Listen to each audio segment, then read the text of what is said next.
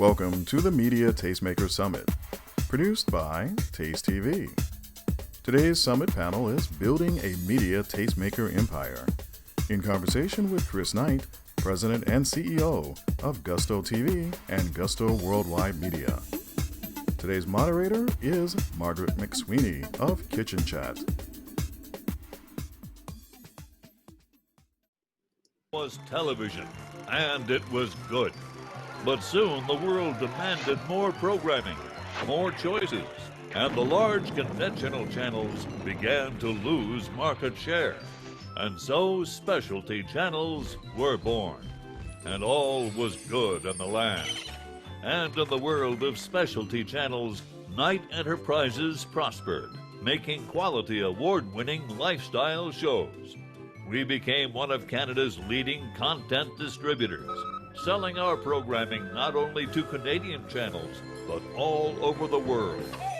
But soon, Canadians grew tired of their limited viewing choices for entertaining food and lifestyle programming.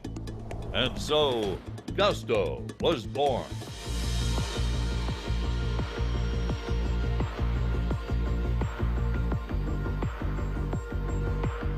We launched Gusto on the 11th of December, 2013. 11, 12, 13, which is kind of a Zen date when you think about it, because our goal was nothing short of reinventing the way people make food television.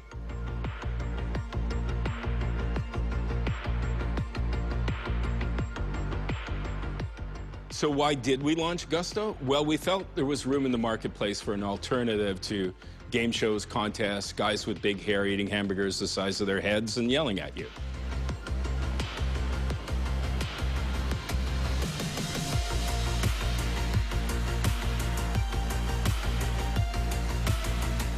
Hello, everyone, and welcome to Media Tastemaker Summit, Building a Media Tastemaker Empire, presented by TasteTV Networks.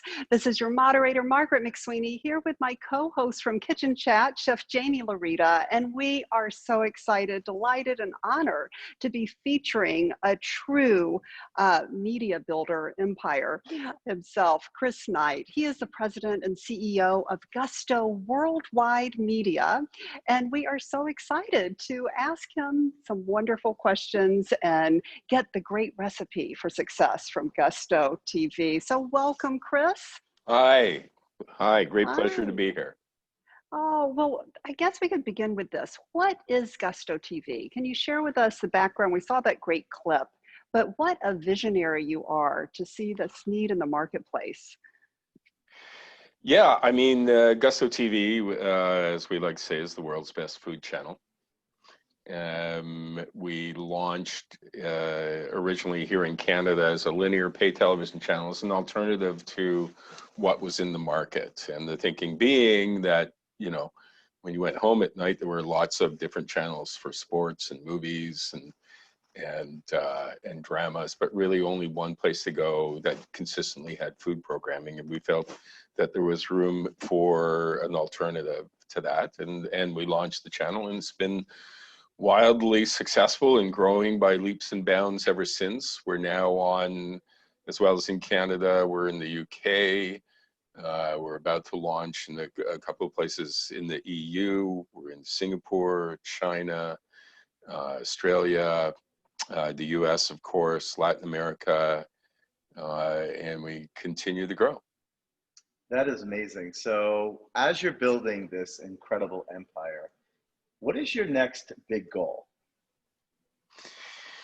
Well, the next big goal, I guess, you know, our goal is to continue to launch in new markets and new territories. So we established a foothold in Asia, for instance, in Singapore, and then with China Mobile in China, and also with SBS in Australia. But you know, we've just dipped our toe in the Asian market. We haven't done anything in Middle East or Africa yet, so those are tremendous opportunities for us. And really, you know, we've just established ourselves in the US, where we've been on really with you guys for about a year and a half. So we're established in the U.S. and now it's our goal to grow the business. More eyeballs, as we say in the business. Nice. Fantastic. And what are some of the biggest challenges that you're facing right now, of course, in addition to COVID restrictions? Well, the biggest challenges for any business is discoverability, whether you're, regardless of the business that you're in.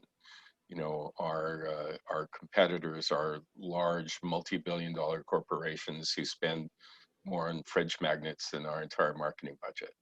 So, so discoverability for any business is the biggest challenge. Ongoing fun challenges is constantly finding new talent who can who bring different perspectives, new voices, fresh attitudes, and have new stories to tell, because we're all about telling stories. That's amazing. And clearly, I mean, what's right in front of you is so interesting. But what other interesting opportunities do you think, are coming? Like, tell me about some interesting opportunities that you think are on the forefront. So Gusto besides is the obvious. Yeah, so when you're trying to grow an international brand, right? So I think what makes us different, for instance, say than when you look at our competitors, 100% of what you see on Gusto is produced by us. So there's no acquired programming from anybody else. So we set out to build Gusto, or in Latin America, in France, Gusto or Gusto. We chose the name Gusto because it translates into so many different languages and cultures. Right now, if you take a look at our programming schedule, we feature, I was doing some quick math, we feature more than 40 different cultures and 40 different cuisines, from Vietnamese to Venezuelan, from Kenyan to Sri Lankan, Norwegian, and of course the staples, Italian, French, Greek, and so we built Gusto. We say food is the one true global language, and Gusto speaks all dialects. Wow. So we're very, very inclusive, very multicultural. We explore culture, we celebrate through food, and that's really our goal, is to make emotional connections and celebrate through food, and celebrate the things that make us different, but also at the same time reminding us of the things that we share in common, and eating some good food along the way. I love that. You truly are setting the global table for all of the viewers. So each year, Chris, you launch new Gusto series. So how do you decide which series to greenlight? How do you produce them? And as far as talent, how do you decide upon that, location, et cetera? What are some of the components of your decision making that go into that? Well, as executive producer and president of Gusto, my main job is to torture everyone who works here and try to figure out what we're going to do next. We're in a very fortunate place in that, as I told you, we produce everything ourselves. So we, as you can see on the wall behind me, there's names of a whole bunch of shows, and they move up and down the rotation. We're constantly changing. We just finished a show called Combination Plates, and we're about to shoot a new series called Some Assembly Required. And then after that'll take us to Christmas, and then next year there's 4 or 5 different series that we're trying to decide which one to do next. Now, of course, right now, with COVID, that restricts our shooting. So we have this really great show we do called DNA Dinners. That requires multiple crews and multiple locations with lots of people coming in and out of homes and restaurants. And so programs like that, and another great documentary series we do called Crate to Plate, those sort of programs we've had to shelve until we're 100% sure that everybody who works with us is going to be safe. So for the time being, right now, our plans were right now that we would be shooting in Denver, LA, Singapore, Mexico City, but all of that's been put on hold until we know that, because we send people there, because we produce our own content, we send people all over the world. So that changes what and how we're making programming. Now, fortunately, right over there, about 30 yards that way, is our own state-of-the-art studio. So we're back in production. We've been back in production since June because we have a secure facility. Everything at Gusto is done by Gusto. So we do all of our own post-production, our music, our graphics, recipe testing. We have 1,000-square-foot kitchen with full-time chefs, full-time writers who are also chefs, and everything is produced by us. So currently, you know, we're producing studio-based programming until this madness has receded. And how we choose programs, it evolves and changes constantly. What we're looking for from our hosts are people who can, you know, people who can make emotional connections. You know, I've been doing this for over 20 years and worked with hundreds of different hosts. And the thing about, of course, when you're doing food programming is, more often than not, the talent that ends up in front of the camera are not trained actors. They're chefs, or they come from the other side of the business, right? And so we have to work with them and nurture them and give them all the opportunity to grow and make that emotional connection through the camera. But because viewers are so sophisticated now and they have so many choices, talent does not have the opportunity to grow into the job. You got to kill it out of the gate. You know, if you go back and you look at Jamie Oliver's first show, The Naked Chef, all those years ago, the guy mumbled and stumbled, wouldn't look at the camera. You could hear the producer off to the side lobbing him questions, you know. But at that time, but he clearly had something in him, but he could grow into it, right? No, not anymore. People, you know, so we work very closely with our talent. We're, you know, because we have so many different cultures on Gusto, we have talent from all over the world, you know, and so we have a full-time people who just are constantly looking for people that we can work with. That was a great answer. I'm getting chills just from talking to you, because you're ringing so many bells in my head. Right. You mentioned the audiences, which are super important, clearly, to your success. Like, what are the most popular themes amongst the audiences? Like, what do people love the most?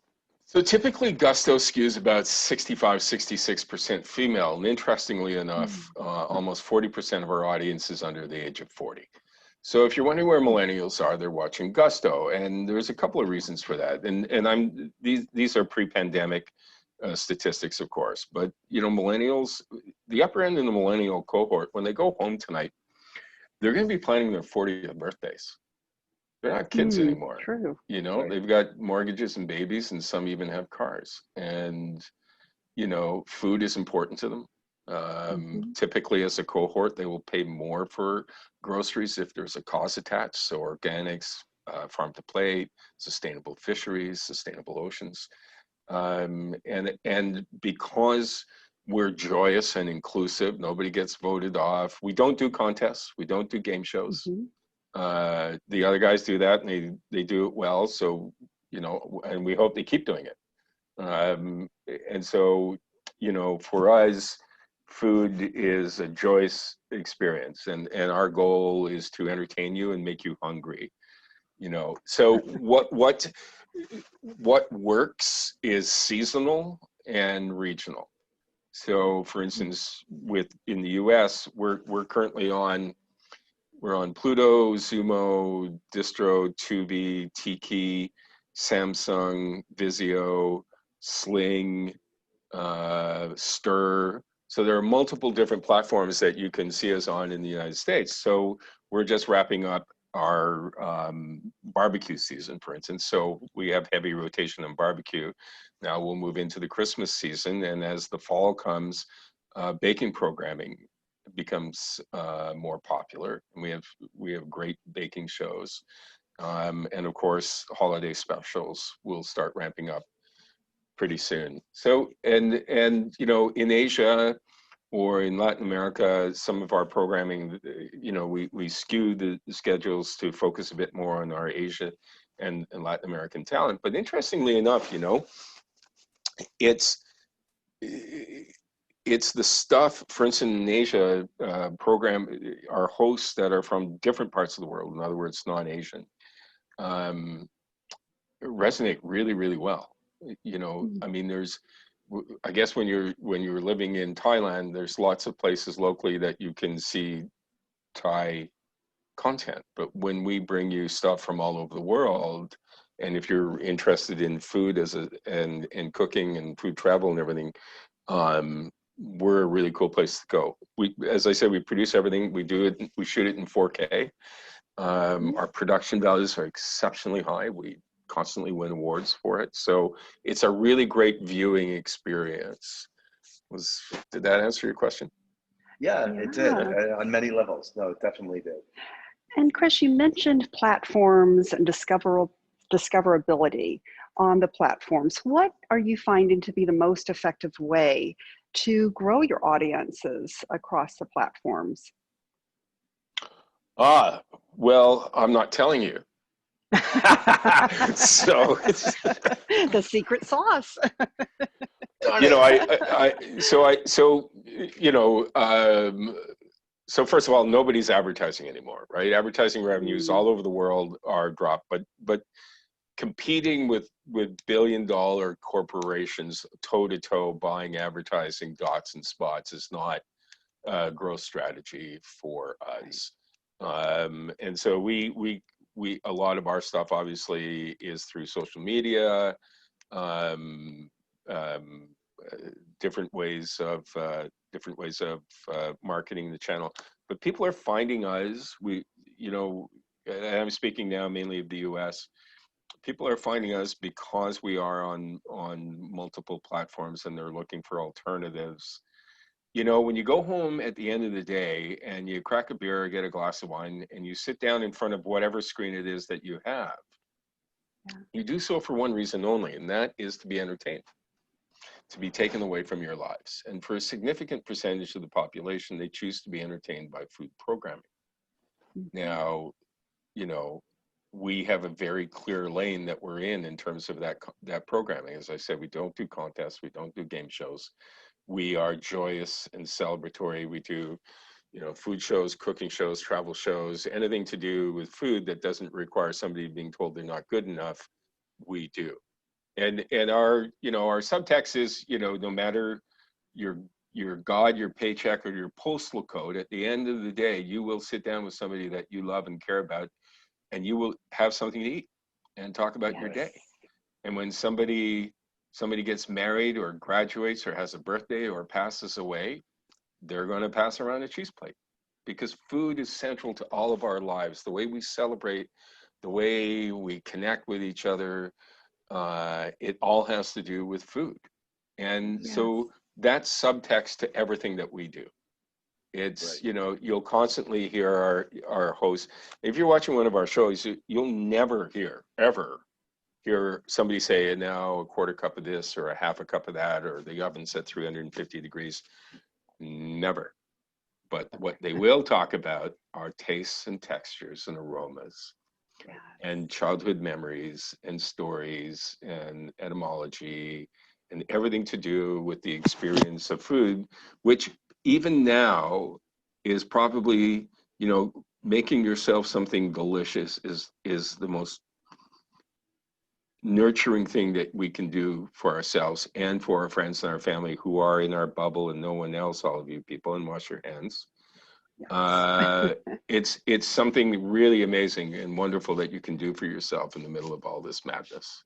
Absolutely. And Yeah. it's like, it's going back to the energy, right, of cooking and Yeah. the energy of the host and the shows. Now, we talked a lot about the success stories and the things that really have been working for you. Is there anything, you know, experimental that you tried that basically didn't work out so well? Give me a blooper, like as far as like something that happened that you're just like, well, that just doesn't work. Well, of course, all of our programming is exceptional. You know, you're literally talking about my children here, so I Oh. wouldn't, you know, I wouldn't. We're constantly trying new things and experimenting and trying new things because we have so much content to produce. You know, some shows do better than others. Right.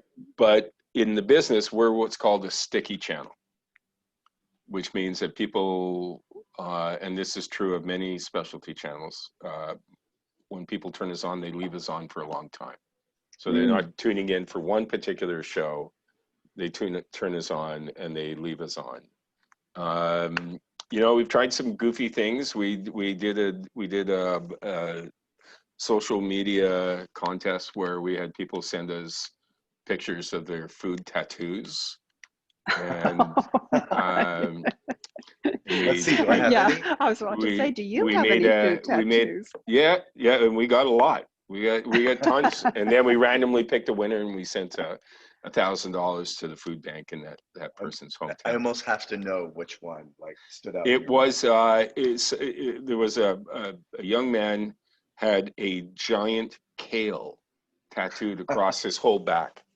Wow. Yeah. Was he a vegetarian? Yeah, it was pretty amazing. It was pretty crazy. Yeah, It's called instant across. vegetarian. Yeah. Because and chefs, you know, half of them out there have tattoos of knives and pots and things like that. But to have your entire back emblazoned in colorful kale. You gotta really love kale. As long as it wasn't a tramp stamp. You know. No. Yeah. So that's great. And it's wonderful, and it went, and the money collected went to the food bank. Yeah, we great. didn't actually collect any money. We just made a big donation, $1,000 to the food bank in that person's town.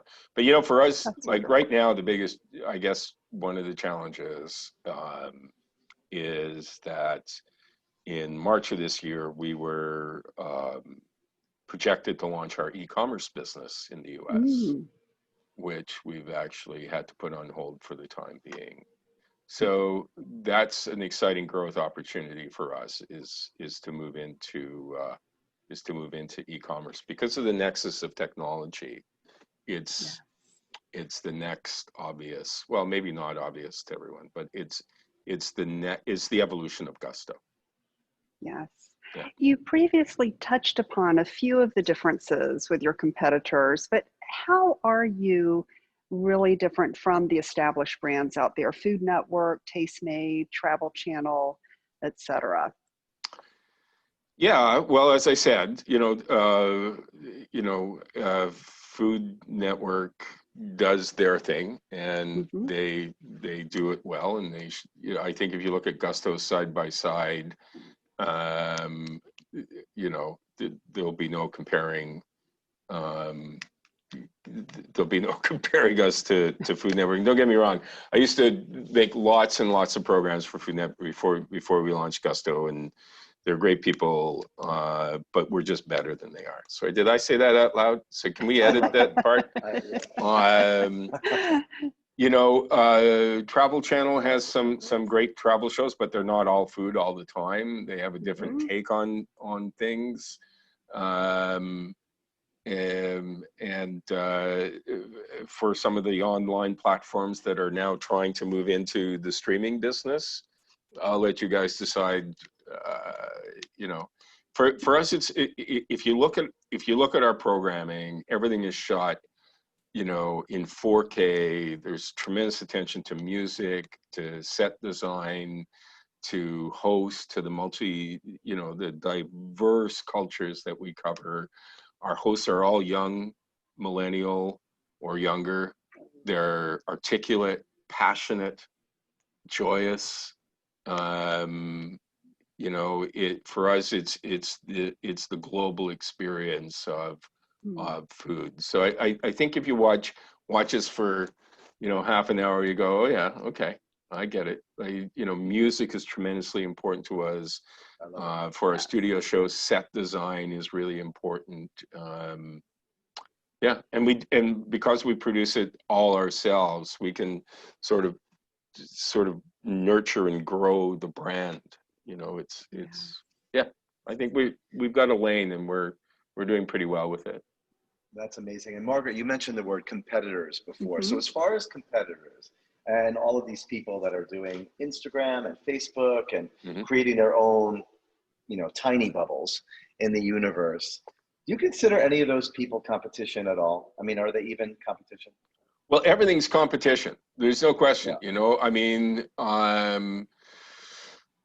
you know, you walking your dog or hanging out with your family is competition, or watching a movie or watching a sports program. I think, and I know this is probably going to shock you, but I think we all watch way too much content. Yeah. I think we all need to cut it back, right? Yeah, you know, people have got their faces in their phones all the time, and I make this stuff for a living, you know. So as always, you know, YouTube and Insta are great places to find new talent and to be in conversations with people. You know, it's an opportunity. It democratizes food. It allows people to tell their own stories, which I think is fantastic. So, you know, anything that you do that doesn't involve watching us as competition, not just the social media feeds. You know, we're always reaching out to people on SOMED and looking for new things. And I think, you know, I think probably we all get tired of our besties and our neighbors posting pictures of literally every single thing they eat constantly. Yes. But it does open up windows into each other's lives, and so I think it's all very positive. Wonderful. So, Chris, do you have any words of wisdom for potential partners, hosts, producers, etc., out there that might be listening? Well, you know, when we launched Gusto, I went to a number of elder statesmen in the broadcast industry. We set out to be a positive disruptor. You know, and I went to see them all, and to a person they said, "What, are you out of your mind?" Nobody launches a channel in the age of intense media consolidation. You know? Right. But we did it anyway. My advice is to seek as much counsel and advice as possible, and then do what your gut and your heart tells you to do. You know, if it's something, trust me, there's much easier ways to make a buck than this. And so, you know, everybody who works here are foodies, and it's a pretty cool place to work, and it's fun work. You know, it's make believe for grown-ups. You know, we get to play, and, you know, for me, food is a great passion. And, you know, I wouldn't be doing this if it was any other subject matter than food. That's it. You know, yeah. One thing you've got me like so energized, just like I love your just peacefulness. It's just great. But with that, with that energy that you have, like, what is next? Like, what really gets you excited? What's exciting right now that you're just like, I am just so excited about that? Well, always the next show. You know, the next show is always the next show is always exciting. I mean, it's really, and you know, I do torture people around here. I feel that a creative process has to be a torturous one. You have to agonize over everything. Oh my goodness. So that's really, really important. But I'll tell you, so when we, you know, let's talk about United States. So when we overlay our digital metrics on top of our EPG, our electronic programming guide, we see real-time spikes in URL traffic and second screen engagement. Okay, so what does all that mean? This is what it means. somebody is watching, say, Flower Power, and they go, damn, that looks good. And they're getting out a second screen while they're watching the show, which is real-time engagement. And they're going to gustotv.com, and then they're finding the recipe icon, and then they're finding the recipe, and they're downloading it while they're watching the show. Wow. Ooh la la. But so for all the propeller heads out there, that's 3 click-throughs, which in itself is pretty good. But then you're taking the recipe and the ingredients, and you're going to the grocery store, and then you go home and you make it for your family. And if your family likes it, we've become part of your life. That's right. Yeah. And that's a long tail relationship with a viewer that you don't get in any other sort of television at all. Right. So for me now, this is what we were talking about e-commerce before, and the growth and the nexus of technology. We if we do our job well, and we do, I can reach you at a physiological level. I can make your pupils dilate, your mouth water, and your tummy rumble. I make you hungry. So, we create the need, and now we want to be part of filling it.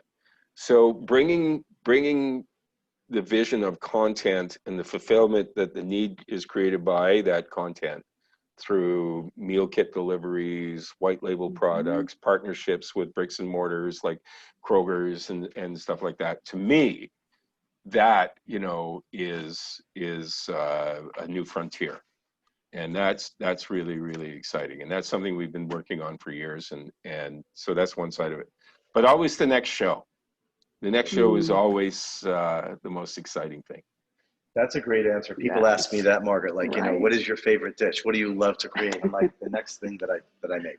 Absolutely. It's always the next thing. It's all about, the energy and how it builds. And like, I get excited about what today brings, Right. Absolutely. Exactly. Yeah. Well, I know we're going to be jumping into some of the audience questions, but before that, are there any trending topics you feel that you're going to capture in some future shows? I mean, do you feel the plant-based growth is something that really is taking off, and how are you addressing things like that?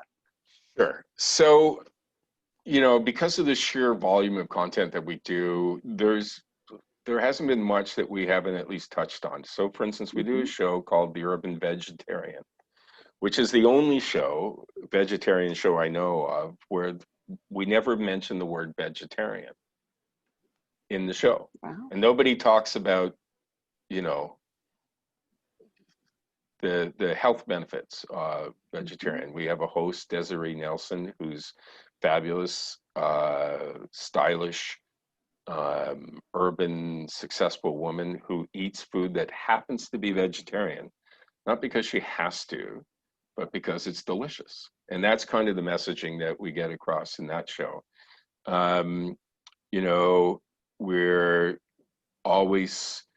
We don't try and follow immediate trends, because it takes 6 months between starting a show idea to getting it on the air or getting it out there on different platforms. It could be anywhere from 5 to 11 months in the rotation and all that sort of stuff. And then you want to keep it circulating for a couple of years. So we're more interested in, instead of immediate trends and things that are happening immediately, longer tail trends. So for instance, I mentioned earlier on that millennials are cooking more, right? And they're entertaining. So we have a dinner party show that we're working on. We're very much interested in we have a dating show that we're working on. I love that. That's just great. Right. I love a good. We have another show that we need to get around to making once COVID is over, called Nonas versus No-Nos. Right, which pretty much, right? Which I don't even have to tell. I don't even have to tell you what the show's about. It just it writes itself. It writes itself. Right? Totally. Exactly. So That's amazing.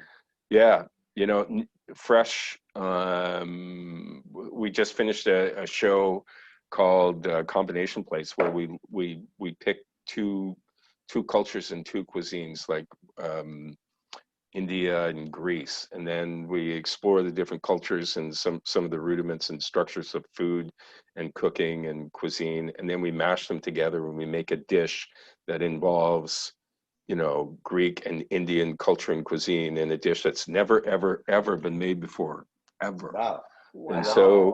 so we're always looking for new ways to get into the story as opposed to what's hot right now. Mm-hmm. So yeah. Yep, for sure. Yes. So as far as questions are concerned, we've got one here. Yes. It's the Canadian Film Boards. Let's see, the Canadian Film Boards, etc., do a lot to support the industry. What kinds of benefits have you seen for Gusto by being based in Canada? Benefits of being in Canada. Well, so you know, there are film boards, and you know, so here's the thing. Okay, so we're a country of 35 million people, largely snuggled up against the border of the biggest media country in the world. That would be you guys, right? And you know, we're constantly afraid that, you know, our unique Canadian culture is going to be assimilated into the American Borg. But we have more in common with, you know, it's $1 billion year business making American programming up here. More than $1 billion, probably $3 billion, because we look the same, we sound the same, we have the same hotels and restaurants and everything. But there are funds available to produce unique Canadian programming. That's not so much a Gusto thing because we make programming for the world. But an advantage to producing up here is that Canada and each of the provinces have exceptional tax credits. So it's a financial thing. We have exceptional tax credits that allows us to create content and nurture crews and talents and directors and writers and everything here. So it's been tremendously beneficial to growing the business. And there are you know, there are tons of really creative people here, and so we've been able to avail ourselves of those tax credits and help grow the industry here. Fantastic. Before we jump into this next question, Jamie, I'm so curious what Chris is going to say about this, but what is your favorite taste of Canada? What food really resonates and makes you feel your home? So that's a great question. And it's so, you know, because we do so much culturally, you know, I think when you say Italian, people immediately think of, you know, pasta or pizza. And when you say Japanese, people think sushi, you know, or tempura and stuff. So there are some, I guess, iconic dishes that typically you would associate with different cultures. From a traditional point of view, because I live in a place that has very pronounced seasons, you know, I always look forward to peas and asparagus and morels in the springtime, you know, and, you know, then we go to town in the summertime, and then in the winter, you know, our cuisine changes a lot. You know, when you consider traditional, what is considered a traditional Canadian dishes like tourtière or venison or you know, poutine and stuff like that, which I do eat. But here's what I want. Here's the thing I wanted to say. Canada arguably is the most culturally diverse country in the world, and is kimchi not as Canadian as tourtière? You know, so for a cuisine is like a language. It's a living thing that changes constantly and reflects the society that language is spoken in or that food is eaten in. You know, if you go to the school down the road, chances are you're going to see somebody eating injera and somebody eating kimchi and somebody eating pasta and so on and so forth. And I think those are as Canadian as I guess, the more iconic dishes as well. That's kind of my thought on Canadian cuisine. Yeah, I it's love that. such a melting pot of flavors. It really Yeah. is. I mean, Well, you guys are I've the melting pot. We're Yes. you're the melting pot. We're the buffet. Oh, let me think about that for a moment. I I like that. love his talk about how cuisine is a language. Yeah, for sure. Yes, and some more questions are coming up. So we've got a couple of questions. One is about COVID. Of course, how is it affecting your work and your production and your studio setups? And I think we talked about some of that. You know, the number of cameras, mics, etc., things like that. How does that, in a nutshell, change things now? So I was in LA in March. I was actually down there for the Taste Awards. And Yes, remember we yeah, saw him at the Yes, Taste yes, Awards. yes, yes. Yes, and and congratulations on your I had Taste some, Awards. thank you. And we had some meetings with partners in LA, and I rushed back as this madness became more obvious. I rushed back, Yeah. and we Yeah, shut we down. were on that boat. Yeah, we shut down production hard on, I think it was the Mm. 12th or 14th of March, and had to furlough people and had to stop production. Mm. Um, Now, as I mentioned before, Gusto, we produce all of our own content. And so I'm sitting in a 15,000 square foot facility right now with all our own post-production, graphics, marketing, production, everything's here. So we sent everybody home in March, and we started bringing people slowly back, and we started production again in June. We can do that Mm. because we have our own secure building, and we're very particular about who we let in right now. And everyone wears one of these, Right. right? And Yep. everyone has a bottle of this on their desk, and Yes. the building is segregated. So the production people stay on the production side, the business Mhm. people stay on the business side, and so we try and limit cross contact and stuff like that. We added 50% more shoot time to every television show that we make to slow everyone down. That makes Because, sense. when you're in a creative environment and you're focused on what you're doing, you forget what's going on outside of this black box that you work in.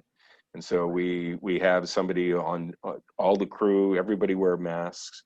We've only done shows so far that involve one host.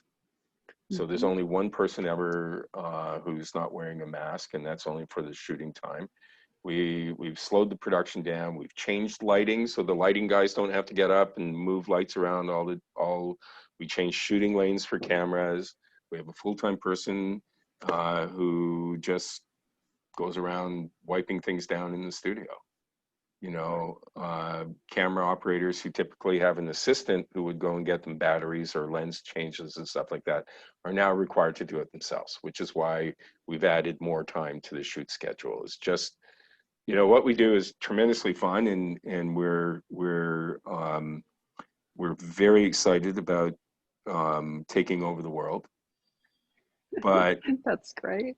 it's like I would go nuts if somebody got sick here. So we're very careful. Yeah. Of course, absolutely. And another question came up. Gusto appears to have much more diversity in host and programming than most food prep programming produced in the US. How do you achieve that? And is it intentional? Well, yeah, as I said, we set out to build a global brand. So just before we came Mhm. on, while I was waiting for this thing, here, I just did a brief list of all the different hosts that I could remember off the top of my head. So Indian, Thai, Japanese, Chinese, Korean, Filipino, Vietnamese, Indonesian, Singaporese, Lebanese, South African, Moroccan, Nigerian, Kenyan, Southern US, Irish, French, Spanish, Polish, Greek, German, Georgian, Sri Lankan, Norwegian, Argentinian, Mexican, Venezuelan, Brazilian, Peruvian, and there's at least a dozen more that I missed. So we are constantly on the lookout for new talent and it's like the other guys do the white people food really, really well. Mm. Um, you know, but wherever you are, if you go to the grocery store down the street, chances are you're going to find a sushi counter. And in the takeaway section, you're going to find, curry lentil soup, Greek salad, Thai Yeah. chicken, right? Yes. people are becoming more cosmopolitan and more sophisticated in what they, somebody, I don't know if this is true or not, but apparently sriracha now outsells ketchup in the US. I don't know if it's true, but you know, Wow. No, I think that could be true. Boku I hot sauce, right? So, you know, so we are multicultural because, as I said, it's the one thing that we all share in common, and it's the one thing that makes us all unique, that we're all very, very proud of. I wrote an article a long time ago saying that, you know, if they really want to get anything done at the United Nations, they should take that big room out and all those tables out, and every meeting should be potluck. You can't be I mad at love you that. can't be mad at somebody you're having a meal with, right? No. Everybody should bring a Right. dish, you know, and you sit and you talk and you have something to eat. There might be a drink. I love that. You know, Yeah, but it's Margaret, it brings me back to like when I cooked for a lot of rock stars, celebrities, people on the road. And I remember how difficult it was. I mean, this conversation, this question's reminded me of even with organics, right? Like I remember having to do organic food and find all of these esoteric ingredients all over the place and would have to go to like Chinatown or here or there to get those ingredients. Yeah. Now you go into a supermarket. I was just thinking of it yesterday. When you go to a supermarket now, a high-end supermarket, or maybe even not so high-end, and all of those ingredients are there. Yes. Yep. Oh, the food cuisine. But I am just envisioning, Chris and Jamie, a potluck at the United Nations. That is amazing. I love your There's word a show picture. right there. Yes. You can't be mad at somebody you're having dinner with. That That's is very true. so true. And you're truly bringing the language of cuisine, the global cuisine, all to the table through Gusto TV. Well, viewers and listeners, this is your opportunity to send in some questions for Chris Knight, the CEO, president here of Gusto TV Worldwide. Please send in some questions. Let's check and see if any others have come. Yes, more's coming. Okay, so this one, it says, as a more independent production outfit, partnerships are key. In the history of Gusto, what do you think were the most savvy business partnerships and business decisions in general? Sorry, the most savvy business partnerships that we've made? That's the question. As a more independent production outfit, partnerships are key. Right. In the history of Gusto, what do you think were the most savvy business partnerships that you made and the business decisions in general? Well, our business model is very unique. There isn't anybody out there who produces all their own content like we do, right? So normally you buy content, you know, if you look at, say, Food Network or Travel Channel you were mentioning before, they commission programming and they buy it from other people and they license it. We produce everything ourselves. But we partnered here in Canada with Bell Media in 2016. We partnered with Bell Media, who is Canada's largest media company, to help grow the brand here in Canada. In the United States, we have platform partners, so Pluto, Zumo, Samsung, who help us reach American markets, and we have the same thing in Latin America and the EU and Asia. So when we go to a new market, we're always looking for partnerships with people who have a greater understanding of that particular market than we do. It would be arrogant for us to just show up in Thailand and say, "Here's Gusto, everybody watch us now." We need partners who have better understanding of individual markets. We had expected that we would have launched our e-commerce business, which would have opened up a whole new brand partnership opportunities for us that we've had to put on hold likely until sometime in 2021. We're going to miss Christmas. So I don't know if here's that's a good question. Here's a good question. What is the longest running show on Gusto right now? What has been the most successful, longest running? So let's see. That would be either License to Grill, which is a barbecue series. I love that, License to Grill. Let's see what else. Cook Like a Chef, of course. Spencer's Big 30.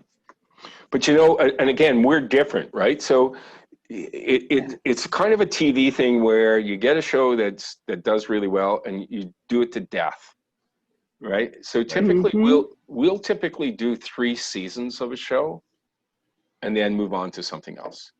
Like for instance, Wow. Spencer Watts is a great talent with us, but we've done 3 different series with him, right? So we'll do 2 or 3 seasons of a show, and then we'll find a new vehicle for a talent, and we'll move them into that. And that is because, you know, we do produce all of the content, so we don't want an overabundance of one type of show or one. We move the content around, which is different than a lot of other people. Yeah, Chris, that's a pretty smart recipe right there. It's like leaving on a high note, like on your best dish. I love that. That's really smart. Absolutely. Now, you'd mentioned Bell Media. I'd love to learn more about that partnership. How did you envision that? That was a great strategic partnership there. Well, you know, media consolidation was happening all over the world. And we were at a place where you have to partner in order to grow the business, right? Organic growth is all well and fine, but to compete on a larger and larger scale, you need larger and larger partners. So in the case of Bell, they saw merit and value in our brand. They had, you know, they have, I don't know at the time, I have no, I think it was 35 different channels, right? And so they saw value in Gusto and licensing the channel here in Canada as part of their boutique of channels, and so partnered with us here, which allowed us to reach a larger audience than if we just continued on as a single independent channel. Here's a great question. It addresses Margaret here. It says, Margaret, and Chris, obviously, besides the obvious, which is right in front of you. Margaret, what would Gusto theoretically cover in your home base of Chicago? Oh, I feel that Chicago, and I'm curious to see if you're covering anything, but I feel like Chicago is truly a culinary capital within the United States. The James Beard Awards, of course, have been taking place here, and so many great culinary things and cuisine, the whole variety of cuisine. And as a chef, Jamie, Chicago also has that kind of energy, right? Yes. Like, I don't know if, and I hate to say this, but I don't know if like Oprah started in Chicago. Absolutely. We have a great frequency here, and there's like a really great, like, I look at everything as energy, right? Even with cooking. So it's like, it's palatable, the energy here in Chicago. It is. Like, there's so much cuisine, there's so much flavor, there's so much diversity. Each different town, each neighborhood you go in has something, you know, delicious to taste. Definitely. And we have Chef Stephanie Izard, who is the Iron Chef and Top Chef, so many Grant Atches. I mean, yes. Oh, Chris, we would welcome you in Chicago. We hope you have Chicago on your map to visit. Well, soon. it's a great city. I've been many times. It's a great city, and you're right. It has great energy. Great restaurants. I didn't realize when we signed on that you were out of Chicago. I think it was 3 years ago, my last time there, and I'm trying to remember where I ate. There was this really great Spanish restaurant. Oh, was it Black Bull? Yes. My favorite. Love. Yeah. So. Oh my goodness. Next time you come. Yes. I know the chef very well. We'll go to dinner. That would be great. Yeah, I stayed at the Fairmont, and the concierge just got me some great, because I travel I used to travel all over the world on a regular basis and stay in great hotels, eat great restaurants and everything. And because I travel so much and travel by myself, I love going to a restaurant and sitting at the wood. You know, and just sitting at the wood and taking in the vibe in the restaurant and having a glass of wine and just say, you know, feed me. So that's awesome. like what I like to do when I'm traveling. and I never take a picture of my food, ever. You never take a picture. No. That's great. So, oh, I love this one that just came in, Chris and Jamie. It says, Chris, how do you keep from eating too much of the great food coming through the Gusto Studios? No, so listen. I.e. not gaining weight. It is, so we do all the recipe testing here, right? So we have a big test kitchen, and we do all the recipe testing here, and we have great chefs and great writers on staff. So all the recipes here are original and produced here. It is difficult. It is really difficult. Like, particularly when we're doing baking shows. Oh no. We're not shooting it right now. We did this great baking show called Flour Power. And it was all sweet baking. And we created some amazing dishes. But it was like, oh my God, I ate so much like cake and everything. It was so difficult because we're really, really interested, like flavor profiles. The 3 T's, taste, texture, and temperature, are really important to us, you know, because we remind ourselves constantly, as I mentioned earlier on, that people are downloading the recipes and doing them at home. So everything is tested here. But keeping the weight off is very difficult. The older you get, too, you know, the harder it is. Yes. Yeah. I would be sitting on a Peloton as I was like, as you're eating. As I was eating. Yeah. I would be on a Peloton on a cart as somebody was pulling me around. I just can't. I was talking about it yesterday, Margaret. When I eat something that I love, like, I'm not really a sweet eater, but if I eat something sweet that's delicious, I eat all of it. Oh no. I can't stop. The willpower. Oh, this is great. Another question's coming in. Let's see, Chris, do you have any advice or insights for young filmmakers, producers, chefs, etc., who look at Gusto as a role model for where they want to be or do sometime in the future? This is great. What advice would you have for them? Well, you know, as I mentioned earlier on, we tell stories and we try and make emotional connections. And for us, our chosen subject matter that we love is food, right? Yes. So that's our end. So, you know, being able, well, let's take the two sides of it: the chefs, or the people who aspire to be in front of the camera, and then the people who are making the programming. There is a the thing about our business is, when something works, it's kind of a herd mentality. Everybody goes and does it, right? So and hey, let's face it, that's true in the restaurant business, true, right? I mean, there are trends and focuses. If you are young and you are aspiring, find your own voice, figure out your own way to do it. Now, you know, technology has democratized this. You know, you can be shooting quality 4K stuff on a DSLR now. You don't have to go and get Sony 750s and red cams and stuff. You can make beautiful quality content, but sometimes, particularly younger producers and directors, something like that, get so taken by the visuals that they're creating that they forget the story and the humanity that has to go along with it. Because after a while, beautiful pictures are just that, and there's so much of it out there that if there isn't an opportunity for that emotional connection to go along with it, then you're not going to retain an audience. You know, there's not a whole lot of point in making stuff if nobody's going to see it, right? But there is an opportunity now to do more and more. We are, again, constantly looking for directors, constantly looking for editors, female directors, female camera operators. You know, I've been doing this long enough that I remember back in the days when cameras weighed 40 pounds and you had to lug around a great big belt of batteries. And there was reasons why camera operators were big dudes. Right. You know, that's not the case anymore, right? That's not the case anymore. So we're always looking for new, fresh, new talent, fresh talent. I love that. I love that. So that, and as for on camera, you know, so we kind of look at it differently.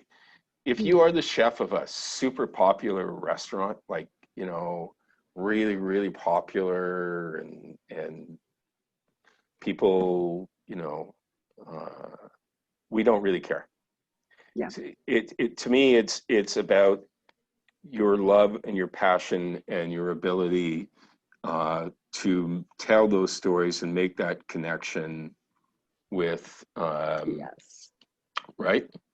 Yes. So So true. yeah. So there's So true. a show coming up in our rotation. Shows. Um, we haven't figured out the name of it yet, but we're going to be exploring the kitchens of some of the best restaurants in America. Not the biggest, not the Wow. most popular, but some of the best.